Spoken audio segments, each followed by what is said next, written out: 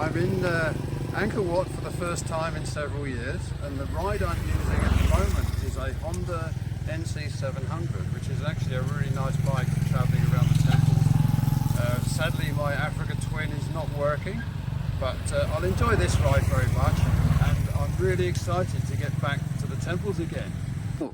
Having not been here for several years, I suddenly realised just what an incredible monument this is.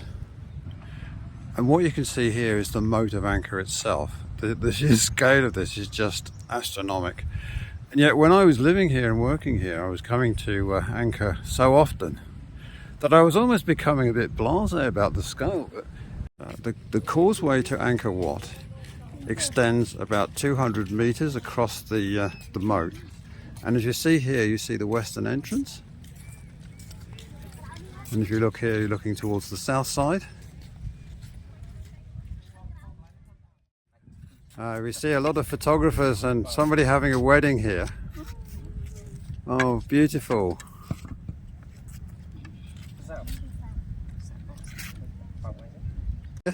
Buddhist monks coming to pray.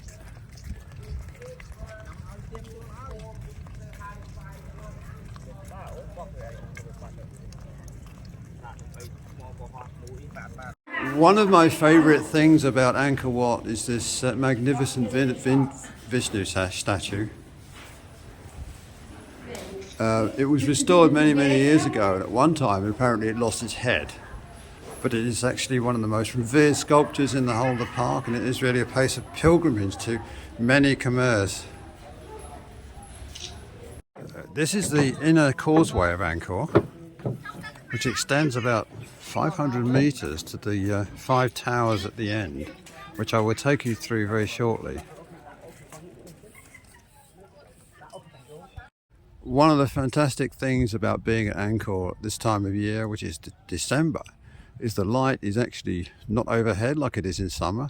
As you can see on here on the North Library of Angkor Wat, and unusually enough, it's actually really quite green.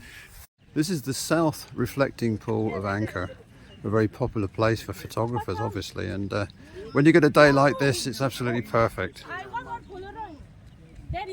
As we get closer to the center point of Angkor Wat, you can see 3 of the 5 towers, or prasats, which represent the 5 peaks of the mythical Mount Meru.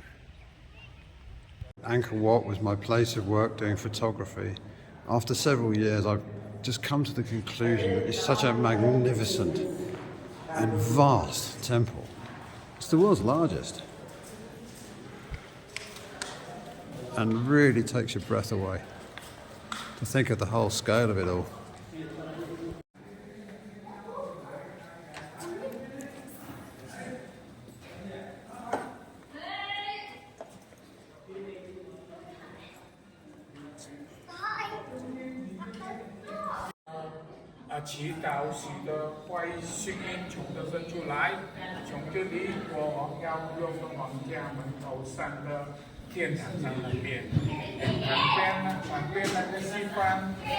Window screens are really quite elaborate. As you see, they must have been done with a lathe, but hand cut, so that you can see each individual piece of detail on these things. And there are simply thousands and thousands of them all over the Angkor. And these are quite extraordinary things to see. You can see here there's a lot of work going on around the central towers of Angkor. It sort of reminds me of the time maybe 10, 12, 14 years ago when I was writing regular articles at the Phnom Penh Post about the restoration. And I was taking pictures of the works going on here while others were looking at me strangely because they were taking pictures of the temples. But it was because of the work in journalism I was doing that actually I'm quite interested in the actual structure and the maintenance of the buildings. So I really don't get too upset when I see work going on here because I know that it's there for the good. And as here is the old steps that used to be the only way of accessing the top floor of Angkor. And for those who suffer from vertigo, it was a very steep climb.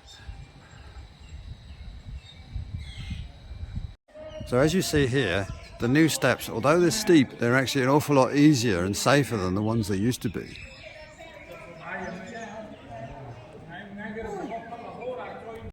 This is the central tower of Angkor Wat, which, like I said earlier, is 66 meters high.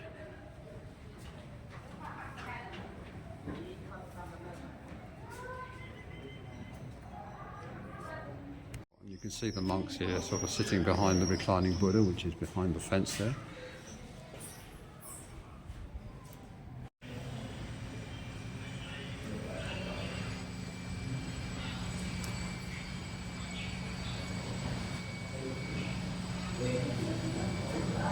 This is the view looking back along the causeway to the main entrance.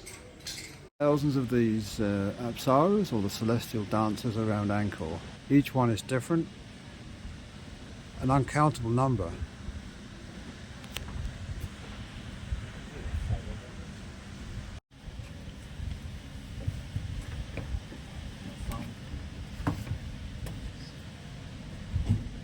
Represents the churning of the ocean of milk, where you can actually see Vishnu standing on the turtle, and he rotated the turtle for 1,000 years, and eventually that caused the reappearance of the Apsara dancers you can see there. The shrine at the second level of Angkor is actually a very popular place for Khmers to bring their children and get offerings to the monks and nuns. And this man there is actually a fortune teller. If you look carefully, you see a pack of cards on the head. These are actually opened, and it will actually give you the fortune.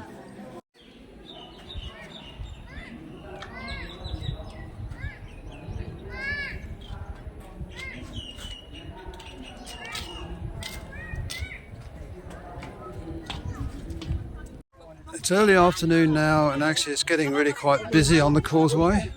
So I think I'm going to finish my mini tour of Angkor